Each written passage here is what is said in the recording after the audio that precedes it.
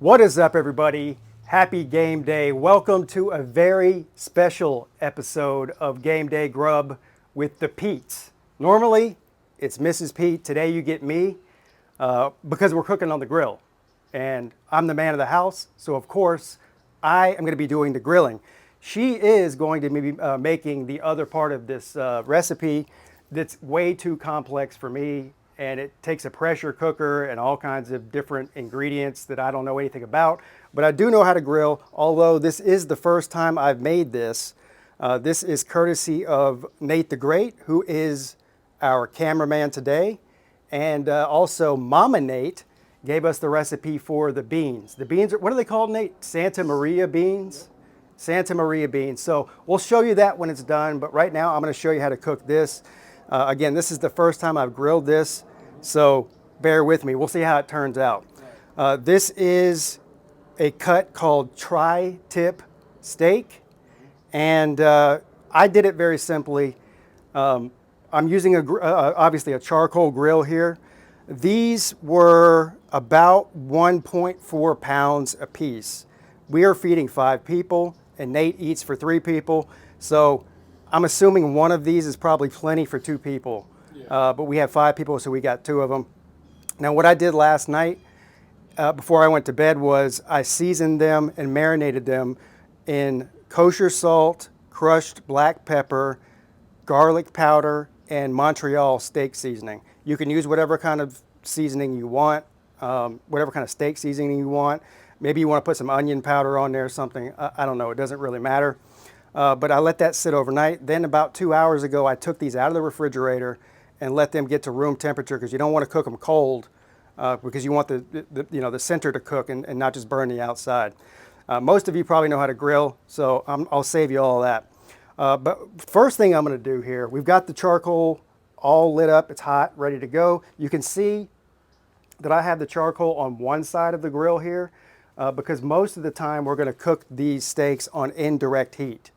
So first thing we're going to do is lube up our grill grate here with some olive oil. Oh yeah, that's the other thing I did too. I forgot to tell you. Before I put the seasoning on these, I rubbed them down really good with some olive oil. And right now we're going to rub down the grill grate here with some more olive oil just to keep it from sticking while we're cooking it. And I'm going to try to do this without making a giant mess, if that's even possible.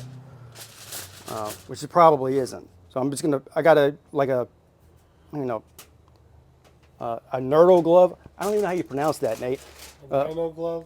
Yeah, it's not a latex glove, but you can use whatever kind of glove you want, or you can just do it with your hands if you want to get messy. Who gives a crap, right? Yeah. So I'm just rubbing some olive oil on this to keep it from sticking. There we go. You should get, I don't know, it's probably not going to take much. Look, there's different ways you can do this. Yeah. You can cook it faster or slower. It really depends on your time frame and your taste. I think probably the longer and slower you cook it, the better. Yep. But we're going to try to make these medium rare. Yep. Because that's the best way to eat them. According to the man on YouTube who looked like he really knew what he was talking about, and clearly I don't. But we'll see if his recipe works out as good as I think it's going to. What you're going to need for this, other than the seasonings, is a, what do you call this? Temperature. A temperature taker? Whatever. I To test the internal temperature of the meat so you know when it's done. The last thing you want to do is cut that thing open in the middle of cooking it, and then you lose all your juices and it dries out and it's total crap. Obviously a very sharp knife, a fork, a big fork, if you're cooking a big piece of steak, would work. And also, maybe more importantly, if you're cooking a big piece of red meat, a glass of red wine. That's what I prefer. You can also do a cold beer or maybe a bourbon. Doesn't really matter. But I prefer red wine. All right. So the first thing we're going to do here is just go ahead and put these steaks on the grill. I'm going to try to keep them. This is a tiny grill, obviously. Yeah, I don't have a real grill because I'm not a real griller. But anyway, I'm going to put these on here and try to keep them off of the hot coals if I can. And I'm not sure that I can because of how big they are. I'm going to, Probably do one time, probably. well, I'm going to finagle them in there. All right. No, we're not doing one at a time. We'll be here all day, Nate. I mean, you don't want to wait another 8 hours before you eat, do you? No problem with that. All right.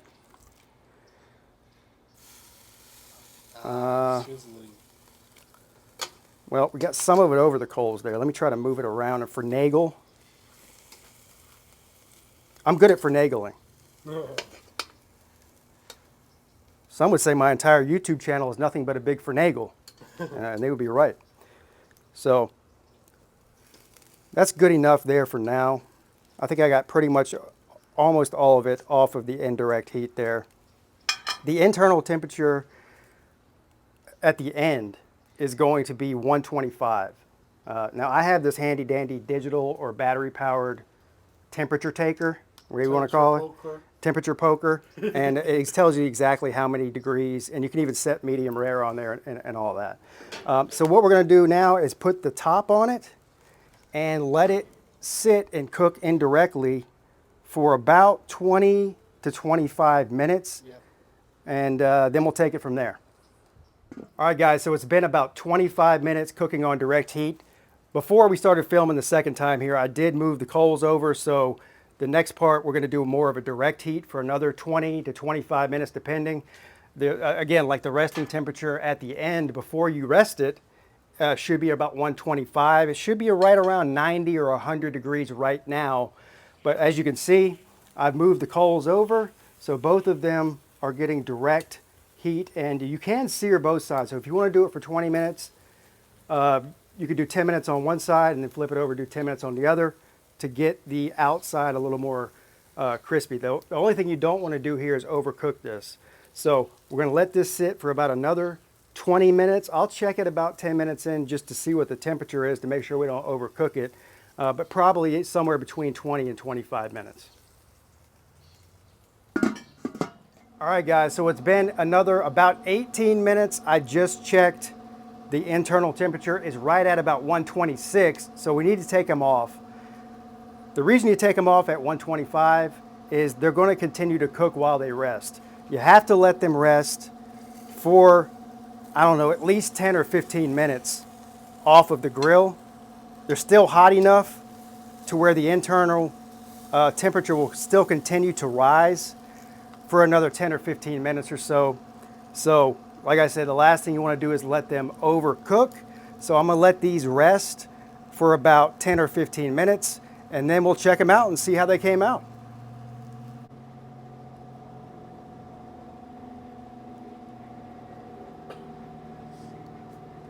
All right, so they're finished resting. We let them rest for about 15 minutes. So all in all, from the time I put them on the grill till now, I think we cooked them 25 or 23 minutes originally with indirect heat, and then about 18 or 19 minutes on direct heat. And I did flip them over on the direct heat side of it one time halfway through. So the key here, I do know this about these kind of steaks, is when you cut this, you want to cut it against the fibers, against the grain. So you have to make sure you see what that is. You can see on this one, the fibers of the grain are running towards me, so I'm going to cut opposite of that. Now, the very tips, the ends, about the first, I don't know, this much or that much of it is going to be a lot more well done than the center of the steak is. So we'll start at the end. We'll cut against the grain here. And this one's probably not going to be medium rare or medium. It's probably going to be a little bit more well done than that. I don't know, that's about medium. So that's telling me right there, just by looking at that, that the center is probably going to be more medium rare, which is what you want. But this will still taste amazing, I'm sure. Now you can cut as thick or as thin of pieces as you desire. It's really up to you. I know if we have any of this left over tomorrow, we're going to slice it into very thin, almost shredded slices and make some sort of tri-tip burritos with beans and whatever, cheese and hot sauce and whatever else you like. So let's take a look here.